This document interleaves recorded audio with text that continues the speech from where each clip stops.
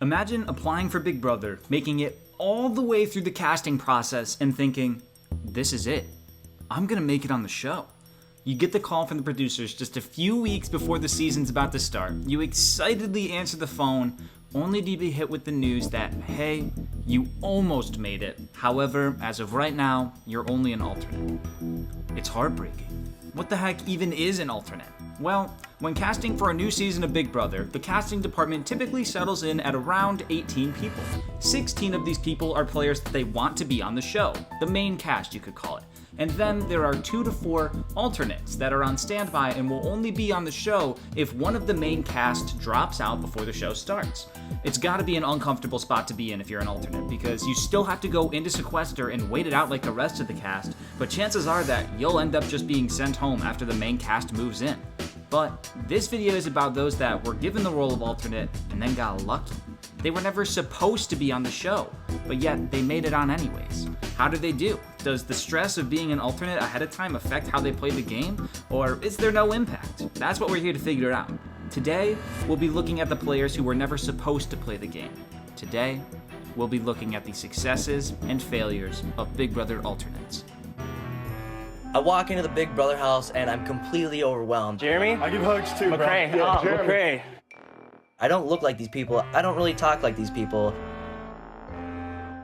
To start out, after Brandon Showalter contacted his girlfriend while in sequester just days before moving into the Big Brother 4 house, Jee Choe was the alternate on standby who got his lucky shot after Brandon's disqualification. Jee did a successful job integrating himself with the others in the house, being a part of the Three Stooges alliance with Justin and Robert, and also covertly working behind the scenes with his ex June Song. Jee looked to be the favorite to win the season if he had made it to the end. However, he was unable to do so after June took him out at 5th place, but overall, for being the first confirmed alternate to be on the show, Jee did a really good job, and I'd consider it a success. Shut the hell up! Shut the hell up! What the f is wrong with you today? You want beef with me? What? Just shut the f up then. Oh, yo, let me just fight my tongue, because you having an episode. Well, bite your You having an then. episode, dude. Bitch, can't bite it all day, now What's you up want to with bite the it. bitch? Right? Moving on, after James Ryan's buddy Mike backed out of being on Big Brother 6 last minute, James's girlfriend at the time, Sarah, was able to step in and take his place as James's secret partner, which explains the gender imbalance favoring the women for Big Brother 6. Sarah was a part of the Sovereign Six Alliance, but unfortunately her association with James made her a target of the other side, and after Maggie mind-gamed Howie into nominating the couple, followed by James winning the veto, there was nothing Sarah could do as she was evicted in 11th place. Overall, I can't consider this a success, but Sarah was nice at least. We'll make it up when we get out. Make it up when we get out. How are you gonna make it up? Lots of hugs and kisses. No, other than that, I want lots of shiny stuff. Moving on way along the lines, one of the more well-known alternate situations, CBS revealed promos of a sailor named Mike, yet when Big Brother 14 started, he was nowhere to be seen, and that's because he had to be taken out of the cast for some issues regarding drugs, and Chef Joe was the alternate that replaced him. Chef Joe was kind of on the outside of the main strategy all season long. His highlights of the season are probably getting headbutted by Willie Hantz, constantly screaming in the diary room, and ratting out Dan to Dan. Joe did end up making it pretty far into the season, but was eventually sent home in the double eviction after Dan backed out of taking a shot at Shane. Once again, I can't really call this one a success, but Chef Joe is at least memorable. Dan chased me in here as soon as I went to bed. Dan. This is Dan. What's up? Go to bed, Joe.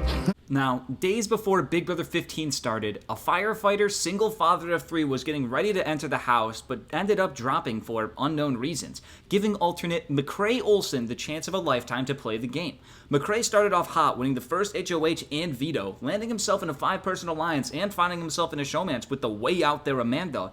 But as the season went on, McCrae fell into a more background role as Amanda took charge and ran things. Towards the end of the game, after Amanda was evicted, McCrae went on a mini comp streak, saving himself round after round until his luck finally ran out at the final 4, where he was evicted right before finale night. Overall, the Pizza Boy definitely made his mark on the season and had 2 pretty solid but short stretches in the game, and all in all, I'd call McCrae's time on the show a success. I don't aspire to anything except for being the best damn delivery boy there's ever been. Oh, puppy.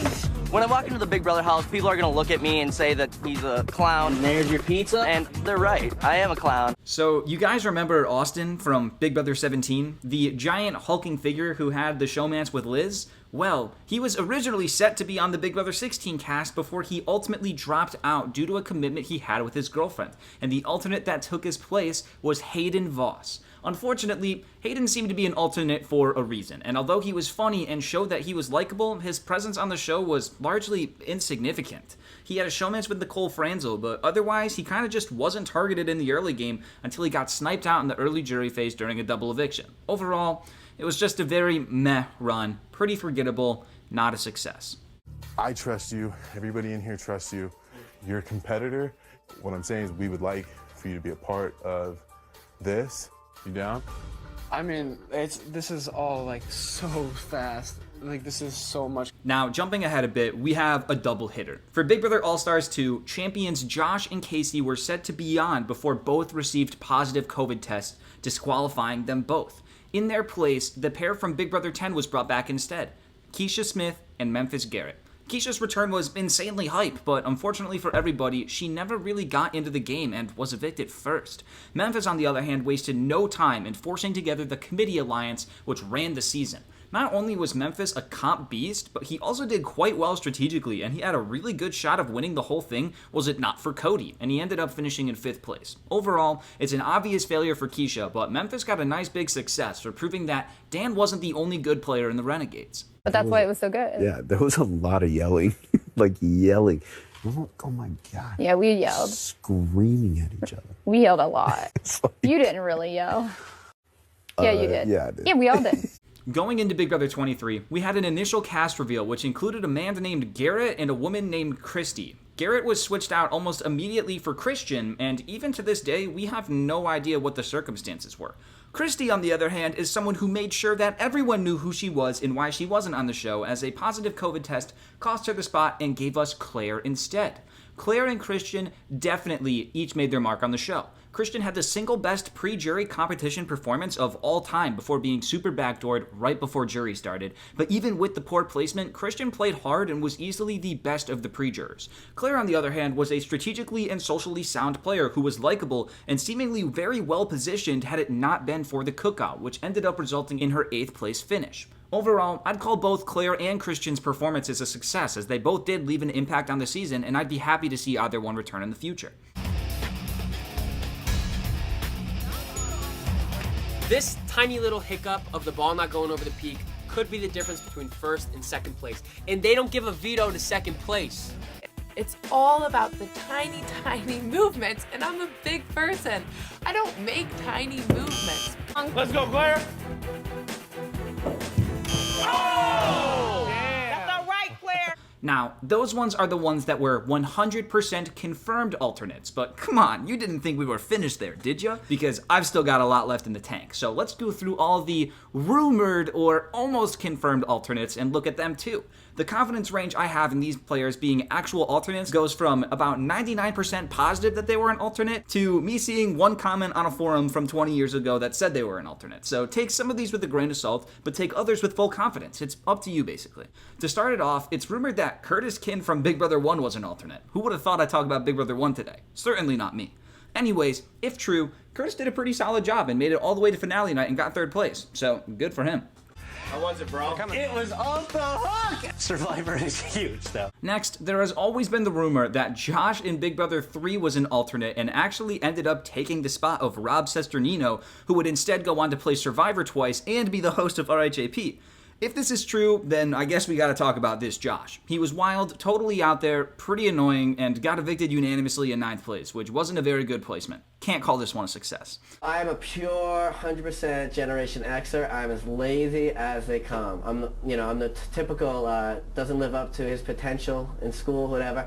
I'll do more work to be lazy than it would have taken work to do to not be lazy. Now, this next one is definitely the biggest unknown with the biggest effect, but it's actually Mike Boogie in Big Brother 7, because here's the deal. Will said that he wouldn't compete without Boogie, and production very much wanted Dr. Will, so they had to make a decision. Rumor is production ended up deciding to throw in Boogie in place of one of the girls, potentially either Lisa or Monica, because they wouldn't tamper with the 4 men voted in by the fans. Obviously, they weren't going to replace Will, because he's the reason Boogie even got a spot. They wanted Chicken Georgian for the representation of Big Brother 1, and they preferred to have Marcellus in over the girl that Boogie replaced. And although it kind of sounds weird, it does explain the 8-6 gender imbalance in favor of the guys. As for the game, you don't need me to tell you that it was a success. Boogie worked with Will to absolutely steamroll the season against top caliber opposition, and it looked to be leading to another Dr. Will victory before he was sniped out in 4th place by Janelle, giving Boogie the opportunity to take the win for himself, which he did. An obvious success.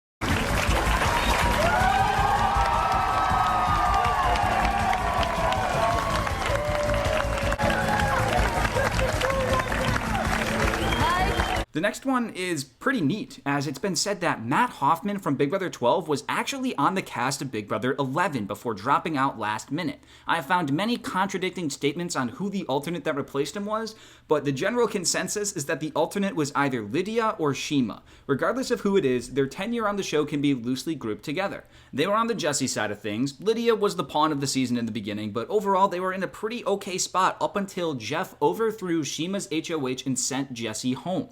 After holding the Jesse funeral, Chima was expelled after getting pissed off with production after she felt that she had been rigged against, rightfully so, and Lydia was later evicted that week. So overall, I think they both got screwed, but I can't really call it a success now, can I? Dude, I don't understand it. You didn't even get a chance to try to stay. That's what, kills me. I know. 2 seasons later, for Big Brother 13, Dan and Memphis were originally going to be a duo coming into the house, but they had to drop after the timing conflicted with Dan's wedding. The alternate duo that replaced them was Dick and Daniele from Big Brother 8. We never got to see much from Dick, as he had to leave after learning that he was HIV positive. However, this ended up granting Danielle safety throughout the next 3 rounds. Once she was allowed to compete again, Danielle went on a competition tear with her ally Kalia, with them winning 3 straight HOHs, but as soon as they didn't win HOH, Danielle was swiftly evicted, yet she cemented her legacy as one of the most badass women to ever play the game. For Dick, it was a failure that was out of his control, but for Danielle, it was a success. Evil Dick from Big Brother 8, the only winner here. Brendan wins the veto, Rachel runs into his arms. I feel like I'm in a sick romantic movie, and quite frankly, it was really disgusting. Moving along a little bit, a model named Tyler was originally on the cast for Big Brother 17, but after it was leaked way ahead of time that he was on the show, his place was seemingly forfeited, and alternate Clay Honeycutt took his place. Clay was one of the power players in the early game of Big Brother 17, but after getting into a showmance with Shelly and being put on the block with her in week 6, he asked everyone to send him home over her, which, sure. He got his wish, and he was evicted pre-jury. Not a success in my book. Walk away from her, dude. What, you gonna hit me or something? You guys, calm down. Don't come to me again like that, I'm telling you right now. Don't come to me like that again. You get out my face, Clay. Don't come to me like that again. You think I'm lying? I don't care. The following season, it's rumored that Whitney Hogg from Big Brother Over the Top was originally supposed to be on Big Brother 18, but had to drop for some reason, and Bronte was the alternate. Bronte was, she was alright. She had her Spy Girls alliance with Bridget and Natalie, but was nominated in week 3 after Frank won the roadkill competition. Although it looked like she was poised to stay, key members of the house were able to pull off a vote flip in order to keep Tiffany Rousseau in the game, and Bronte was evicted because of it. There's unfortunately just not much to say here with Bronte. It wasn't a success. I am an aspiring mathematician. My dream is to use prime numbers to fight against hackers for the NSA. So you're mad smart. I'm a secret nerd.